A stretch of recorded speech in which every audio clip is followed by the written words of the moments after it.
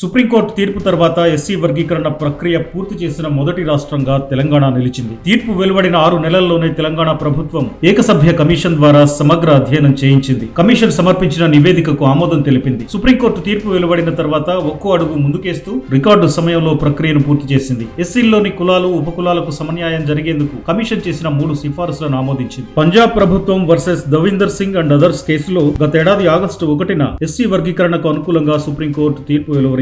తీర్పు వెలువడిన వెంటనే శాసనసభలో సుప్రీంకోర్టు రాజ్యాంగ ధర్మాసనానికి రాష్ట్ర ప్రభుత్వం కృతజ్ఞతలు తెలిపింది. రాష్ట్రంలో ఎస్సీ వర్గీకరణ అమలు చేస్తామని సీఎం రేవంత్ రెడ్డి ప్రకటించారు. దేశంలోని అందరికంటే ముందు ఎస్సీలను ఉపకులాలుగా వర్గీకరణ చేసే బాధ్యతను తెలంగాణ ప్రభుత్వం తీసుకుంటుందని తెలిపారు. వర్గీకరణ ప్రక్రియ పూర్తయ్యేంత వరకు ప్రభుత్వ ఉద్యోగాల భర్తీ క్యాలెండర్ ను ప్రభుత్వం తాత్కాలికంగా నిలిపివేసింది. ఎస్సీలకు సమన్యాయం లభించేలా ప్రక్రియ పూర్తయ్యాకే ఉద్యోగాల భర్తీ చేపడతామని పేర్కొంది. సుప్రీంకోర్టు తీర్పును అధ్యయనం చేయడంతో పాటు వివిధ అంశాలను పరిశీలించి అవసరమైన సిఫారసులు చేసేందుకు మంత్రివర్గ ఉపసంఘాన్ని 2024 సెప్టెంబర్ 12న ముఖ్యమంత్రి ఏర్పాటు చేశారు. ఈ కమిటీలో సభ్యులుగా మంత్రులు దామోదర రాజనరసింహ, శ్రీధర్ బాబు, పొన్నం ప్రభాకర్, సీతక్క, ఎంపీ మల్లు రవి ఉన్నారు. దేశంలో ఎస్సీ వర్గీకరణ ప్రక్రియ అమలు తీరును అధ్యయనం చేసేందుకు ఎస్సీ సంక్షేమ శాఖకు చెందిన సీనియర్ అధికారుల బృందాలను పంజాబ్, హర్యానా, తమిళనాడు రాష్ట్రాలకు ఉపసంఘం పంపించింది. సుప్రీంకోర్టు తీర్పు అమలు చేసేందుకు విధి విధానాలపై న్యాయశాఖ కార్యదర్శి, అడ్వకేట్ జనరల్ నుంచి న్యాయ సలహాలు స్వీకరించింది. విస్తృత స్థాయి సమావేశాలు, సంప్రదింపుల అనంతరం వర్గీకరణపై అధ్యయనానికి ఏకసభ్య కమిషన్ ను నియమించాలని ఉపసంఘం సిఫారసు చేసింది. ఈ కమిషన్ 82 రోజుల వ్యవధిలో తన అధ్యయనం పూర్తి చేసింది. 4 సిఫార్సులతో ఫిబ్రవరి 3న మంత్రివర్గ ఉపసంఘానికి నివేదిక ఇచ్చింది. ఈ నివేదికను పరిశీలించిన ఉపసంఘం మంగళవారం మంత్రివర్గానికి సమర్పించింది. వర్గీకరణపై